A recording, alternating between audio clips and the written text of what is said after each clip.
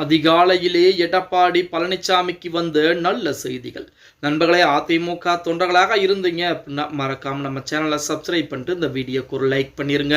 இந்திய அண்ணா திராவிட முன்னேற்ற கழகத்தை பொறுத்த வரைக்கும் நம்ம அனைவருக்கும் தெரியும், 2026 சட்டமன்ற தேர்தல் என்பது அதிமுகவிற்கு மிக மிக ஒரு முக்கியமான ஒரு தேர்தல்.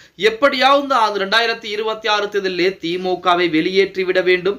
அதே போல அதிமுகவுடைய ஆட்சியை நல்லாட்சியை தமிழக மக்களுக்கு கொடுத்து விட வேண்டும் என எடப்பாடி பழனிசாமி அதிரடியான வேலைப்பாடுகளை பார்த்துக் கொண்டிருக்கிறார். இப்படிப்பட்ட ஒரு சூழலில் எடப்பாடி பழனிசாமி அவர்களுக்கு இன்று தினம் காலையிலே நல்ல செய்திகள் என்பது சொல்லப்பட்டிருப்பதாக செய்திகள் என்பது வெளியாகி கொண்டிருக்கிறது. அதாவது 2026 சட்டமன்ற தேர்தலிலே அடுத்த முதலமைச்சராக யார் வர வேண்டும் என்ற அந்த கேள்வி தமிழக மக்கள் எடப்பாடி பழனிசாமி தான் அடுத்த முதல்வராக வர வேண்டும் என நினைத்திருப்பதாகவும் அதற்குரிய கருத்து கணிப்பு முடிவுகள் கூட ஏஎன்எஸ் நிறுவனம் அப்படிங்கிற ஒரு நிறுவனம் வெளியிட்டிருப்பதாக கூட செய்திகள் என்பது சொல்லப்பட்டிருக்கிறது. அது மட்டுமல்லாமல் சசிகலா அம்மையார் புதுச்சேரியிலே வேட்பாளர்களை களம் இறக்கி இருக்கிறார்.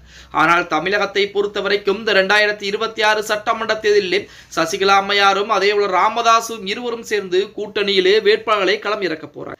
இது ஒரு புறம் இருந்தாலுமே சசிகலா அம்மையாருடைய இருக்கக்கூடிய ஆதரவாளர்கள் நிறைய பேர் அதிமுக பொதுச் செயலர் எடப்பாடி பழனிசாமியை சந்தித்து தங்களை மீண்டும் அதிமுகவிலே இணைக்கக்கூடிய ஒரு சூழல் என்பது இருப்பதாகவும் அதற்குரிய பேச்சுவார்த்தைகள் எல்லாம் முடிக்கப்பட்டு மிக விரைவாகவே சசிகலா அம்மையாரோடு இருக்கக்கூடிய முக்கியமான ஆதரவாளர்கள், அதாவது ஒரு சில முக்கியமான ஆதரவாளர்கள் அனைவருமே அதிமுகவுடைய தாய் கழகத்திலே இணைய போகிறார்கள் அப்படிங்கிற செய்திகள் தற்சமயம் இணையதளங்களிலே உலா வந்து கொண்டு இதுவும் எடப்பாடி பழனிசாமியிடம் சொல்லப்பட்டிருக்கிறது. அதே போல ஓபிஎஸ் திமுக இணைந்ததால் அவர் தொடுத்த அனைத்து வழக்குகளும் காலாவதியாகிவிட்டது. இனிமேல் இரட்டை இலை சின்னத்திற்கு எங்களுக்கு இரட்டை இலை சின்னம் வேண்டும், இல்லை என்றால் இரட்டை இலை சின்னம் முடக்கப்படும் என யாருமே உரிமை கொண்டாட முடியாது.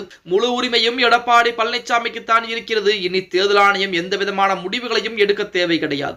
தேர்தல் ஆணையம் இதுவரைக்கும் இரட்டை இலை சின்னம் எடப்பாடிக்கு தான் அல்லது ஓபிஎஸ்க்கு தான் என இந்த ஒரு பதில்களையும் சொல்ல கிடையாது. இருந்த போதிலுமே ஓபிஎஸ் திமுகவிலே இணைந்து விட்டதன் காரணமாக இரட்டை இலை சின்னம் இனிமேல் எடப்பாடி பழனிசாமிக்கு மட்டும்தான் இருக்க போகிறது என அந்த தகவல் தேர்தல் ஆணையத்தின் மூலமாக கடிதங்களாக அதிமுகவுடைய பொதுச் செயலர் எடப்பாடி பழனிசாமிக்கு அனுப்பி வைக்கப்பட்டிருக்கிறது. இப்படிப்பட்ட ஒரு சில விஷயங்கள் என்பது அதிமுகவுடைய பொதுச் செயலர் எடப்பாடி பழனிசாமியிடம் நேரடியாகவே சொல்லப்பட்டிருப்பது எடப்பாடி பழனிசாமி அவர்களுக்கு மிகப்பெரிய ஒரு மகிழ்ச்சியும் உற்சாகத்தையும் ஏற்படுத்தி இருப்பதாக சொல்றாங்க. 2026 சட்டமன்ற தேர்தலை பொறுத்த வரைக்கும் 3 கட்சிகளுக்கு எடப்பாடி பழனிசாமி தொகுதி பங்கீட்டை முடித்துவிட்டார். பாஜகவிற்கு 27, பாமகவிற்கு 18, அம்மா மக்கள் முன்னேற்ற கழகத்திற்கு 11 தொகுதிகள் என மொத்தமாக தொகுதிகளையும் முடித்து கையெழுத்துகளையும் வாங்கிவிட்டார் அப்படின்னே கூட சொல்லலாம்.